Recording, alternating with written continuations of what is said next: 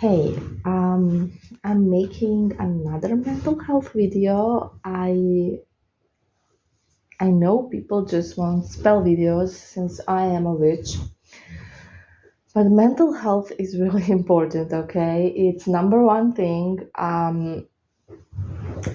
Even if you're doing spells, it's number one thing. It's always number one thing. So I really urge you to listen to this and this is where people go wrong with spells because they don't consider other things basically that work together with the spells. So, today I wanted to talk about anxious attachment because for most of you guys, that's the issue, the main issue. And we're gonna talk about how it happens, why it happens, and things like that. So, basically, it's one of the attachment styles. However, you don't have to have just one style or one dominant style because different people will trigger different styles in us, and we can all be healthy attached if we find the right person that's also really healthy. And or that doesn't really the person doesn't really have to be unhealthy to trigger a certain style in us. It can only be because they are not the person. We are not compatible, and I'm gonna talk about it a bit more. So basically, you can have different styles that different people will trigger in you, and attachment style gets triggered by people or relationships or situationships, basically mostly situationships where we don't get what we want, so there's something's off. Okay, so either a person will not want to commit, or a person will be emotionally unavailable, or they will not fall in love with us, they will not love us, something. There's going to be a really big issue that's going to trigger this style. So it's not that you're the problem, it's or they're necessarily the problem. It's just that you don't want the same things and you're going to get triggered. So for example, a person does not need to be a narcissist or a psychopath or anything bad, just because they didn't develop feelings. It just didn't happen. Or maybe they don't want a relationship, and they are trying not to hurt your feelings, so they're not really saying it out loud, but it's pretty clear they're avoiding to be committed. It doesn't mean they're a bad person. But they don't want it with you, and they have some reason for it, or they don't want it in general, or they're not ready, whatever the case may be. The thing is, you should, if you were totally healthy, this attachment style would not get triggered by this, and you would not get this way. You would just leave. It would be painful, but you would know basically what it is you would know your self-worth, and you would say, I don't even want to be with someone that doesn't want to commit, or that treats me blah blah blah, or that's like not whatever.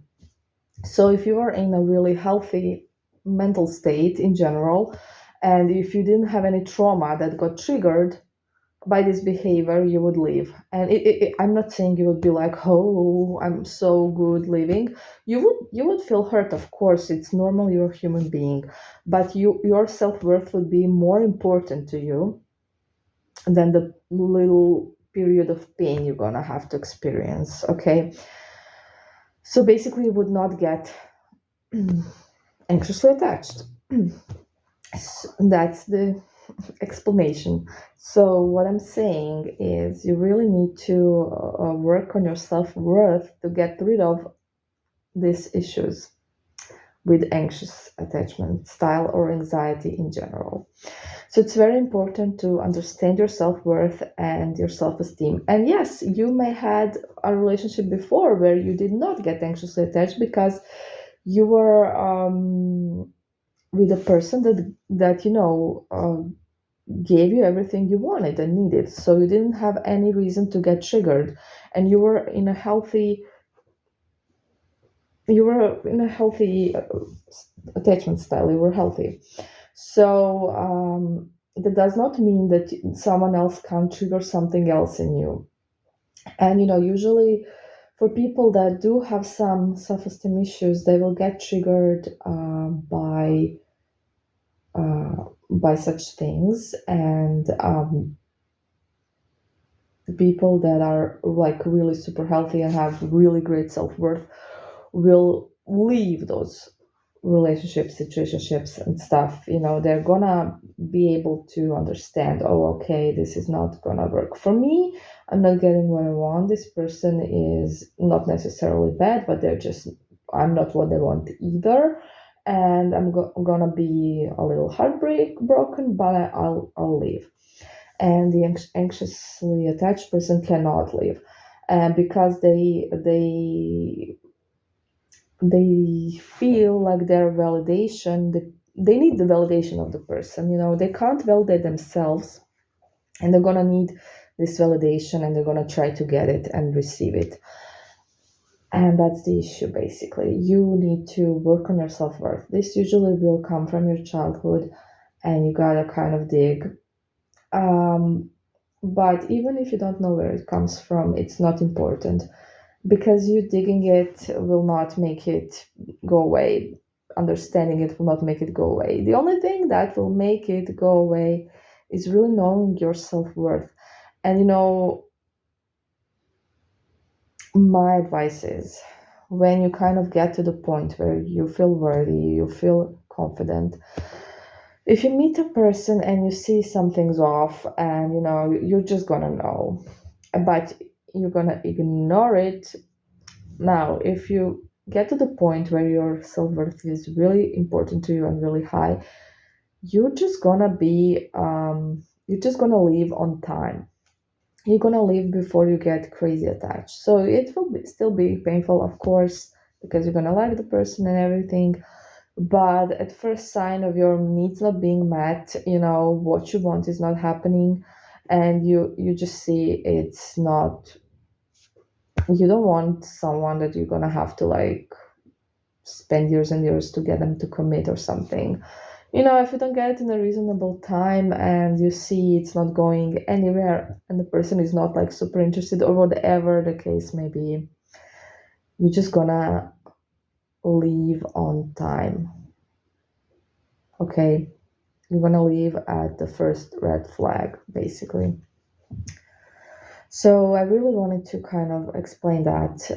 Also, once you get to that self-worth place, you're gonna know you're there, because you're gonna be like, why did I even want this person? We're talking about an ex.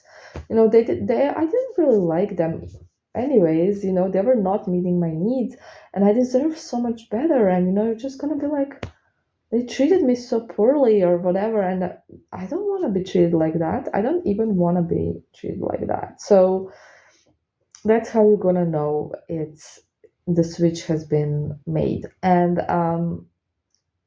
even if this person tries to come back one day, you're not gonna want them, because you're just gonna be like, no, thank you. Okay. And you're also gonna understand it's better to spend some time alone than with someone that's not like really beneficial for you, and that's like making you have this mental issues, basically, that's like triggering these issues in you, and it's just worsening your mental health. So basically, most of us will have some insecurities, especially girls, and some men as well, and we will get anxiously attached easily, like females, because females are in their core, most of them, insecure, and that's just how society has made them, and probably upbringing and everything, because it's still a lot different for females and males. So what I'm saying is, you need to fight this, and you need to find, number one, a person you're gonna feel really secure with, and then you're gonna be healthy attached. But still, you need to work on your self-worth and self-esteem regardless, so you can leave the wrong person if you end up with the wrong person again, because there are people that are gonna be right or wrong for you, and that's normal. So you can't really always expect to find the right ones, or to get, or like only the right ones, right? So you're really gonna have to be, if you're not gonna feel good, if you're gonna feel anxious, if you're gonna have issues, you're gonna know something's off, and it's better for you to leave as soon as possible than to wait and waste years and your health, basically. So yeah, that's kind of how it develops, why it develops. A person does not have to be a bad person. They don't have to necessarily want to fuck you up or something. It can just be that they also like you, but they, for some reason, don't want to commit to you, or they don't want to hurt your feelings, but they do like you or love you. And I'm not saying it's right, it's totally not, but it's also that they are not able to resist, so they're making this whole big mistake for both of you. I mean, and you are also doing it basically. So you can't depend on them. You have to depend on yourself, and your validation cannot come from anywhere else. All right. I hope this helps.